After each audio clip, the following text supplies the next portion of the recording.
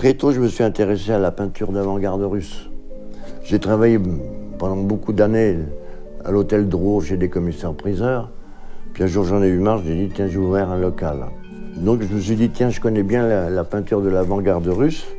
Je vais commencer à faire des expositions avec ça. Le premier que j'ai rencontré, c'était un peintre qui s'appelle Annenkov. Parce que j'avais trouvé à l'hôtel Drouot, dans une vente comme ça, ordinaire, un très beau collage des années 20. Pour rien. Donc je l'ai acheté et après j'ai essayé de savoir qui était Annenkov. Comme il était encore vivant, j'ai pu le rencontrer. Et c'est lui qui a commencé à me raconter un peu toute l'histoire de l'avant-garde russe à partir des années 10. Voilà, comme ça que les choses sont faites. Mais à Paris, à cette époque-là, on trouvait absolument toutes les œuvres de tous les artistes russes. Parce qu'ils étaient venus à Paris, ils avaient laissé des œuvres chez les gens. J'ai connu beaucoup de survivants de l'époque révolutionnaire.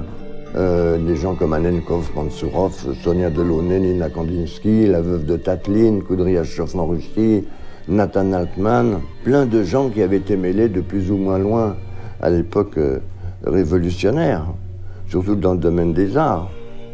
Il y avait la génération qui équivalait à la génération de ces peintres-là, ils étaient tous en train de disparaître, ils avaient tous 80 ans. Et de la nouvelle génération des soviétiques, c'était une peinture totalement interdite en Russie.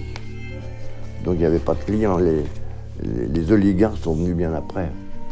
Ces gens-là étaient complètement occultés, ils n'existaient plus. Et moi je suis arrivé là et j'ai commencé à remuer un peu tout ça.